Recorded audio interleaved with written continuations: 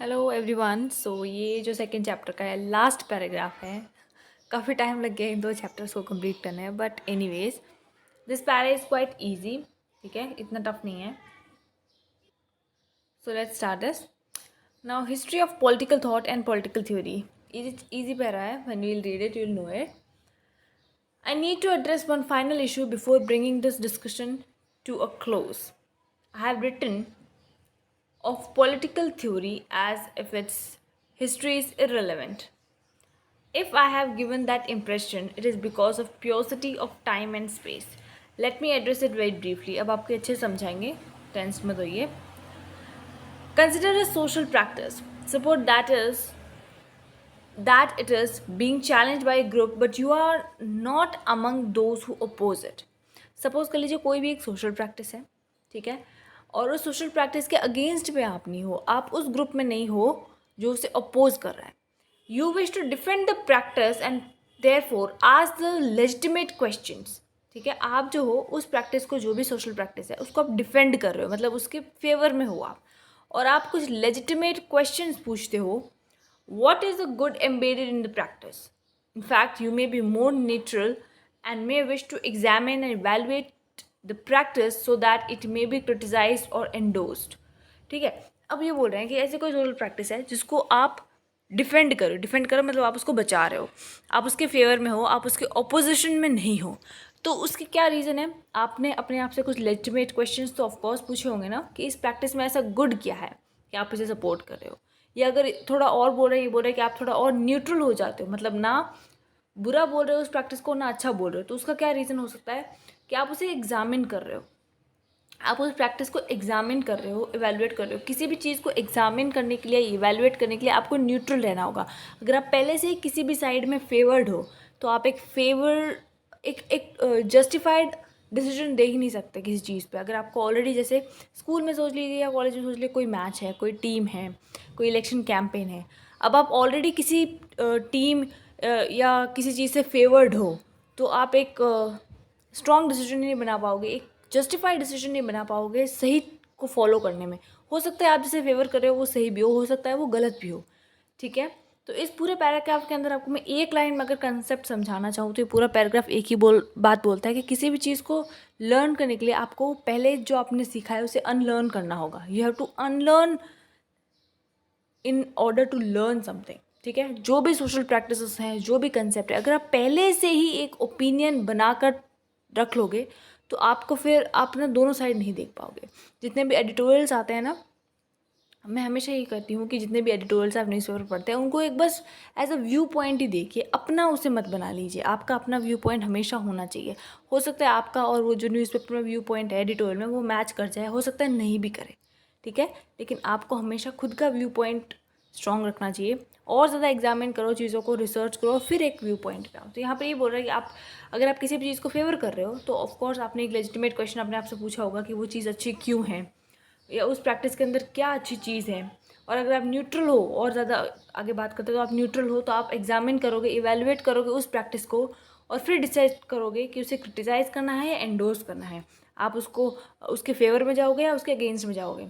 But before you begin to do so you must identify it.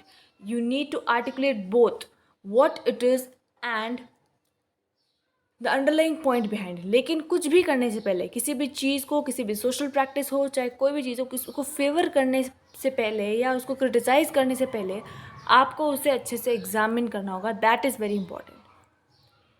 That is very very important.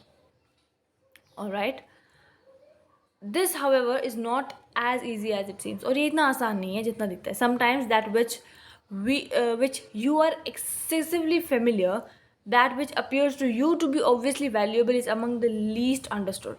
It is not properly understood because it has receded into the background, almost merged with it.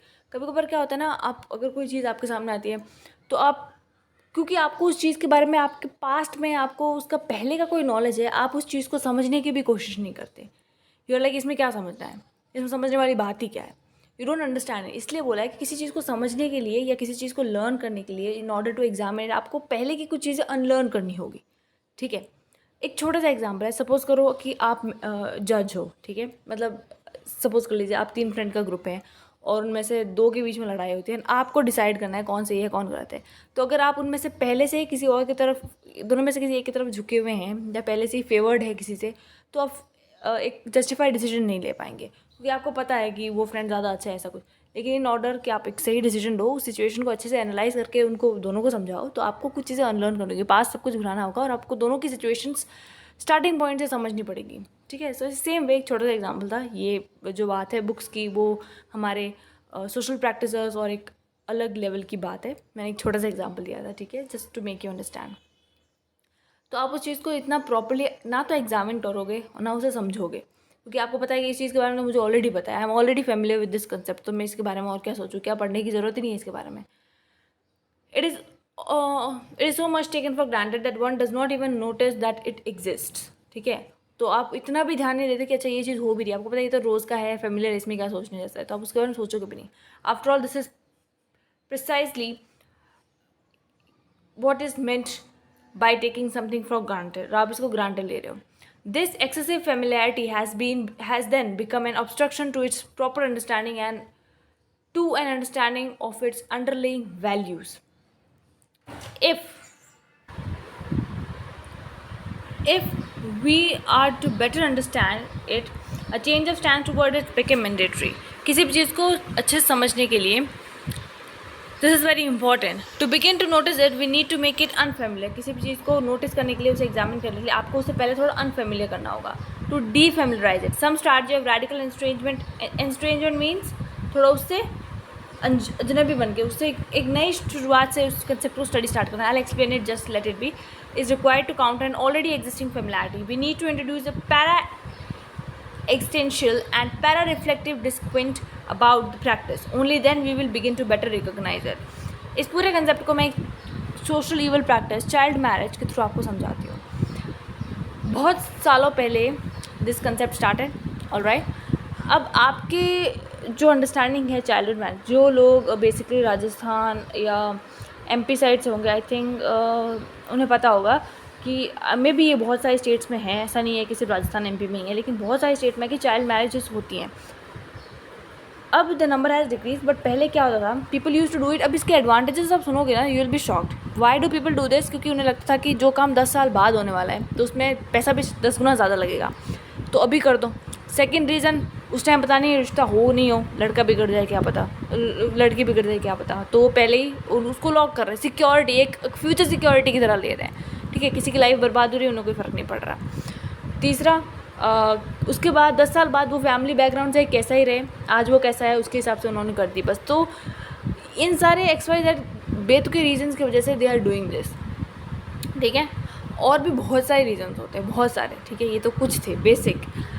तो इसकी वजह से आपको पता है कि ये चीज़ें इन चीज़ों की वजह से होती है। अब आप इसको फेवर या क्रिटिसाइज़ कर सकते हो अपने पॉइंट ऑफ व्यू से, लेकिन जब आप एज अ पॉलिटिकल फिलोसोफर, एक पॉलिटिकल थिंकर की तरह जब सोचना शुरू करोगे, तो आप देखोगे कि ये चीज़ शुरू क्यों हुई थी, कहाँ से हुई थी, कितने साल पहले हुई थी, उस टाइम ऐसी क्या चीज़ें हुई, तो आपको उनकी कंडीशंस पता चलेगी।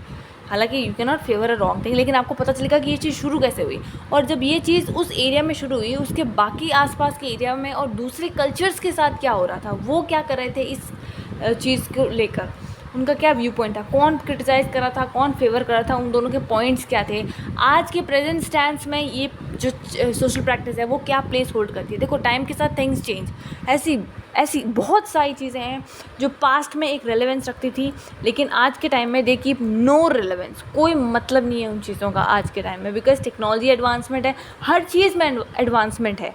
ठीक है, पहले के टाइम में जो चीज़ बहुत ज़्यादा ज़रूरी थी, आज के टाइम में उस चीज़ की कोई वैल्यू नहीं है, उसके बेटर रिप्लेसमेंट्स आ चुके हैं। ठीक है, बहुत सारे रिप्लेसमेंट्स आ चुके हैं। सो इसी हिसाब से बहुत सारी सोशल प्रैक्टिसेस जो पास्ट में गढ़ी गई थी वो आज भी प्रैक्टिस हो रही हैं। ठीक है, जबकि कोई रेलेवेंस नहीं है, टाइम के साथ सब कुछ चेंज हो चुका है, लेकिन फिर भी वो सोशल प्रैक्टिस है, क्योंकि लोग अंधाधुन है, क्योंकि लोग अंधाधुन उन्हें फॉलो कर रहे हैं, उन्हें नहीं पता।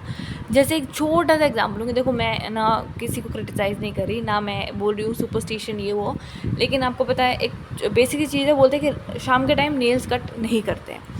अब मेरे को नहीं पता इसका क्या है क्या नहीं है, लेकिन स्टडी पे और फैक्ट्स में ये पता चला कि पहले के टाइम में, रात के टाइम में कोई इलेक्ट्रिसिटी नहीं होती थी, इतना उजाला नहीं होता था, तो मना किया जाता था कि रात को नेल्स नहीं कट करने चाहिए, हर्ट हो सकता है, चोट लग सकती है, ठीक है, वो आपको पता है। लेकिन आज के टाइम में इलेक्ट्रिसिटी है, सब कुछ है, ठीक है, कभी भी कुछ भी करो, इट्स लाइक सोर्सेज अवेलेबल होते हैं, लाइट है, इलेक्ट्रिसिटी है, तो आप शाम को टाइम में ईजिली नेल कट कर सकते हो। अब ये साइंस बोलता है, ठीक है, लेकिन पहले के टाइम में ये चीज़ क्योंकि मना थी तो तब से मना है, तो रात को नेल्स नहीं काटने। अब सुपरस्टिशंस के थ्रू बहुत सारे रीजंस भी आते हैं कि इसलिए मना करते हैं, लाइट की वजह से थोड़ी करते हैं। ये कुछ मैंने थोड़ा सा एग्जाम्पल लिया, मुझे नहीं पता कौन सही है कौन गलत है, बट ये एक एग्जाम्पल है, ठीक है। तो टाइम के साथ चीज़ें चेंज होनी चाहिए, because everything evolves with time, so does thinking and mentality should also evolve. यही बेसिक चीज़ है इस पैरा के अंदर, ठीक है। Among the strategies of estrangement and refamiliarization is to place practice with along with other similar related concepts। अब आप childhood marriage को जब उसका कंसेप्ट पढ़ना शुरू करोगे, रूट कॉज है, तब आपको पता चलेगा कि इससे रिलेटेड ऐसी और कौन कौन सी प्रैक्टिसेस थी जो सोशल इवल प्रैक्टिसेस के अंदर आ रही है।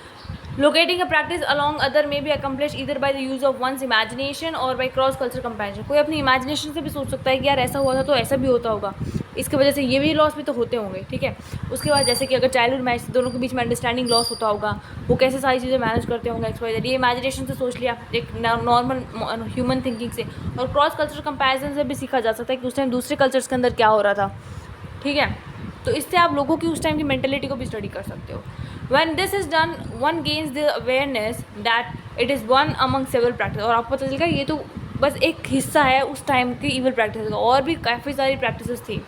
One of the several ways in which the objective or valued underlying the practice is accomplished, one realizes that what had appeared natural, one had taken for granted, is one of the many possible ways of doing roughly the same thing, and it is not a natural permanent phenomena but a social construction carved out of one set of choices।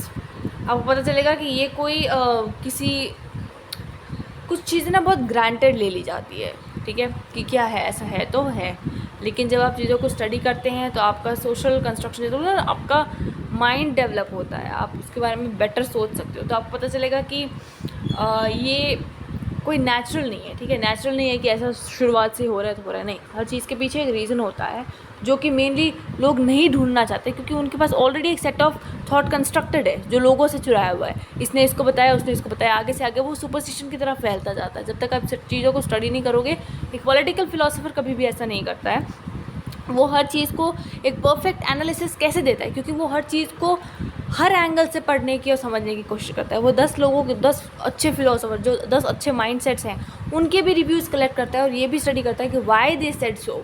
हर किसी की बात नहीं सुननी होती है, लेकिन जो top minds होते हैं उनके वर्ड्स ऑफ कोर्स आपको सुनने चाहिए, इसीलिए एडिटोरियल्स छपते भी हैं। Now this defamiliarization can be accomplished not just by traveling in space, that is by moving from one cultural location to another existing at the same time, but also by moving back in time। ये मैंने बता दिया कि उसके root cause से उस चीज़ को पढ़ना पड़ेगा, कल्चरल कंपैरिजन करने पड़ेंगे। In short, by asking the question what were the analogues of this practice in the past that achieved, if not the same, other similar values that belong roughly to the same family, or else we can go back not to the very distant past where we would find entirely different practices for comparison, but to that moment of transition when this very practice began to first take shape। मैंने वही आपको बता चुकी हूँ इस para में कि पहले क्यों शुरुआत हुआ था। आप कल्चरल कंपैरिजन करो, वही जो चीज़ें मैंने बोली है वही यहाँ लिखी है। Indeed, to go back to its moment of origin, it's useful for another reason। It is useful because when the practice was born, वही चीज़ है मैंने बोला, there may have been something startlingly new about it, therefore it must have been noticed by everyone। This is precisely the time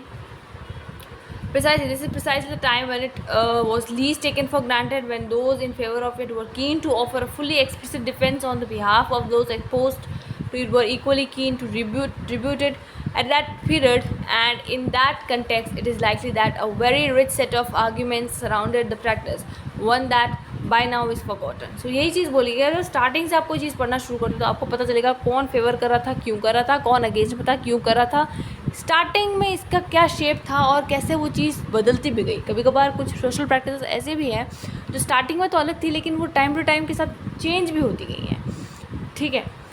bye going back in time, और कुछ तो ऐसी चीज़ें हैं जो स्टार्टिंग में काफ़ी अच्छी थी लेकिन उनको टाइम के साथ इतना ख़राब कर दिया कि वो बहुत ही ज़्यादा बेकार हो चुकी हैं। तो ये तभी पता चलता है जब आप उसको रूट कॉज से पढ़ना शुरू करते हो, उसकी हिस्ट्री से उठा के उसको पढ़ना शुरू करते हो। वही तो टॉपिक है यहाँ का, history of political thought and political theory.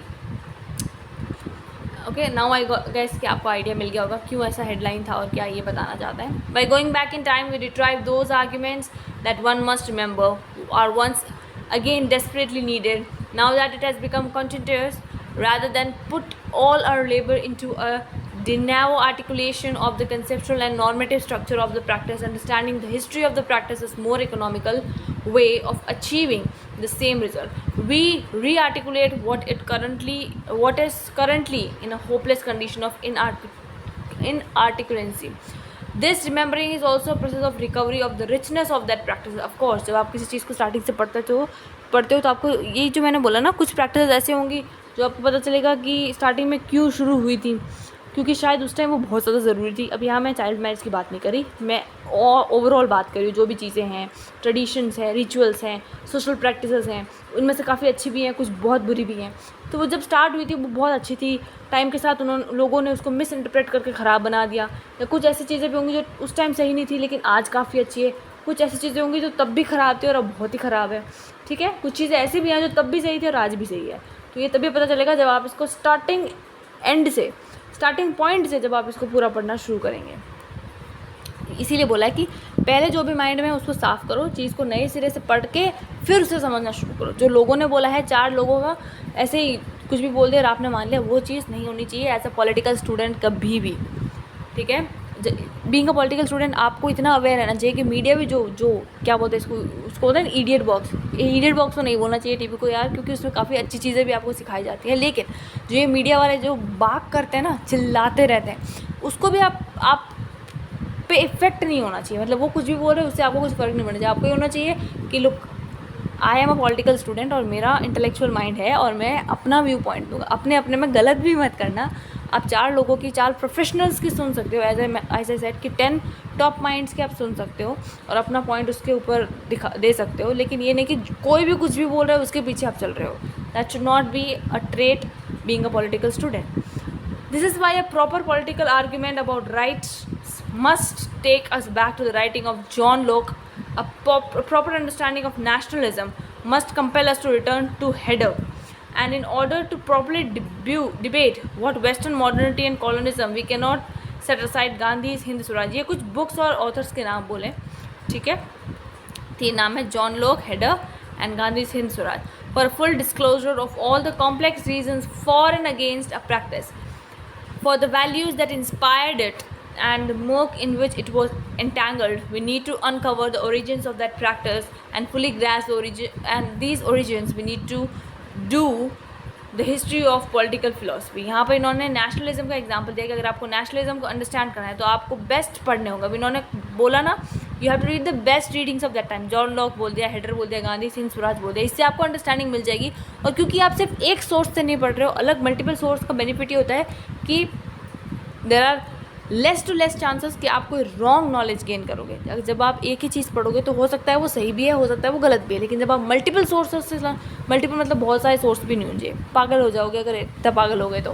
Multiple sources in the sense कि बेस्ट जो सोर्सेस हैं उनको ज़रूर आपको गो थ्रू करना चाहिए बीइंग अ पॉलिटिकल स्टूडेंट, तो बिल्कुल, ताकि आपके पास बेस्ट नॉलेज है, आप श्योर हो जाओ अपने नॉलेज के बारे में। ठीक है, साथ ही साथ कभी कभार ऐसा भी होता है जब आप हिस्ट्री पढ़ते हो तो कुछ चैलेंजिंग चीज़ें भी आती हैं। मतलब एक बुक है जो बोल रही है ये चीज़ राइट है, एक बुक बोल रही है वो रॉन्ग है। तो ये पर्सपेक्टिव होते हैं ऑथर्स के, ठीक है, उसमें कंफ्यूज नहीं होना है। मेन थिंग इज़ कि आपको जिस चीज़ को वो सही और गलत बोल रहे हैं वो चीज़ आपको पता होनी चाहिए। उसके बाद आप खुद डिसाइड कर सकते हो वो सही है गलत है। तो ये चीज़ थी कि कोई भी चीज़ को पढ़ना है तो उसे रूट कॉज से स्टार्ट करके पढ़ना है और अपना ओपिनियन भी अच्छे से देना है। यही सब कुछ था, मैंने आपको इस बारे में बताया। इन दिस चैप्टर, अब ये बोल रहे हैं कि इस चैप्टर के अंदर इन्होंने क्या समझाया है क्या नहीं है, अ काइंड ऑफ समरी। ठीक है, फाइनली हमने 2 चैप्टर कंप्लीट कर लिए। In this chapter I tried, now the author says, I tried to answer the questions what theories in general are meant to do. ठीक है, आप अगर रिविजन करते हो ना अगर राजीव भारद्वाज है, तो आप जब रिवीजन कर रहे हो तो चैप्टर की स्टार्टिंग से शुरुआत मत करना। मैं बोल रही हूँ जब रिवीजन कर रहे हो, ये जो हर चैप्टर के पीछे इन दिस चैप्टर के जो फ्रेज है ना, इन दिस चैप्टर, इसके आगे से जो शुरू होता है ना, वहाँ से एक बार ये पैरा पढ़ लिया करो। फर्स्ट चैप्टर में भी दिया हुआ है, सेकंड में भी, और आई गेस आगे भी होंगे। इससे क्या होगा ना, आपको सब कुछ रिकॉल हो जाएगा कि व्हाट बेसिकली इस चैप्टर में पढ़ा क्या था। उसके बाद अगर आप चैप्टर रिवाइज करोगे तो काफ़ी अच्छा। मेरे हिसाब से तो ये पढ़ने के बाद आपको चैप्टर रिवाइज करने की ज़रूरत नहीं पड़ेगी, क्योंकि आप कंसेप्ट समझ रहे हो, मैं समझा रही हूँ, मैं आपको कोई चीज़ रटा नहीं रही हूँ, ठीक है। तो अगर आप बुक में भी साइड में लिख दोगे कि इस पूरे पैराग्राफ के अंदर हिंदी में लिखो चाहे इंग्लिश में लिखो, आपने अपनी कोई भी लैंग्वेज में लिख दो, अपने हिसाब से लिखो, ठीक है। क्योंकि जब आप खुद कोई लैंग्वेज खुद वर्ड्स बना के लिखते हो ना, तो वो आपके खुद के ब्रेन से निकले हुए होते हैं, वो आपको ज़्यादा ईजिली याद रहेंगे। तो उसमें लिख दो कि जैसे ही पैराग्राफ की हेडिंग होती है, उसके नीचे उसी अपनी लैंग्वेज में लिख दो कि इस पैराग्राफ में बेसिकली बोला गया है, क्योंकि हेडिंग्स तो ट्रिकी होती है। इसमें वो नहीं है कि ये कहानी है और इसका ये राजा और ये शेर, टाइटल दे दिया तो आपको याद रह जाएगा, ठीक है। जैसे ये history of political theory and political thought and political theory है, तो इसके नीचे लिख दो कि to learn something you have to unlearn and try to analyze and study the things from the root cause. ये सब कुछ इसमें you have to understand it. Alright, in this chapter I try to answer the questions what theories in general are meant to do. I suggest in this chapter I try to answer the questions what theories in general are meant to do. I suggest that in their own distinctive way, theories also answer the big question of human existence. तो ये बोल रहा है कि इसलिए हम बोलते हैं कि थ्योरी भी इंपॉर्टेंट है। भाई साइंस मैथ्स ही नहीं, थ्योरी सब्जेक्ट भी इंपॉर्टेंट होता है। इन आई then suggested that some of these answers are now best proved by systematic empirical inquiry and natural scientific theories. The natural sciences understand, explain and predict events and processes in the non-human natural world. ये वही चीज़ है जो हमने पूरे chapter में पढ़ी है, ठीक है, और पूरा रिकॉल हो रहा है। When I am reading this, I can recall the entire chapter. Scientific theories do the same thing at the most general level. The social science, including political science, understand, explain, and seek to predict events and processes in the human world. पूरे chapter का इसमें सारांश दिया हुआ है। I wish कि मैंने बस यही एक्सप्लेन कर दिया होता। बड़ी अच्छी चीज़ है, आपको अच्छे से समझ में तभी आएंगी ये चीज़ें जब आप पूरा चैप्टर और लाइन बाय लाइन पढ़ते हो। उसमें जो वो एक चीज़ को 4 बार समझाते हैं, उसका रीज़न यही है। देखो सब कुछ अच्छे से दिया हुआ है इसके अंदर। द सोशल साइंसेज, ठीक है, okay. Political theory is then left to perform 3 important functions. देखिए पॉलिटिकल थ्योरी के फंक्शंस जो हमने वहाँ पढ़े थे वो भी इन्होंने बता दिए हैं। The explanatory function at the most general level but more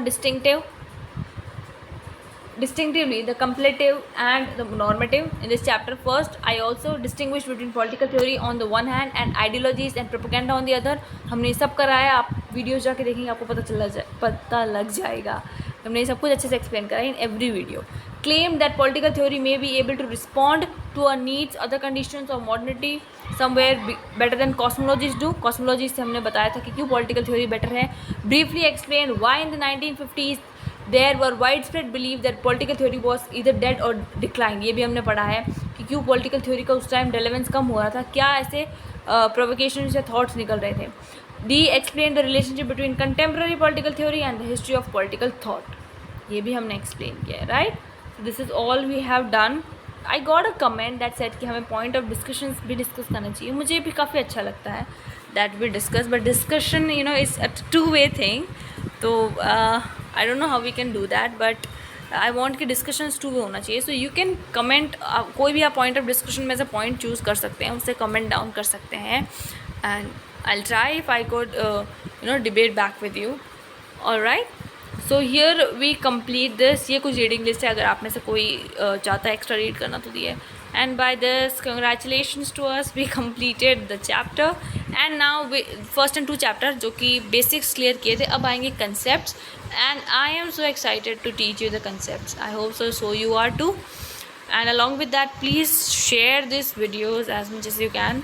Now there will be new batches coming up, so you can share it, right? Thank you so much, and we'll start with liberty in the next chapter. Thank you.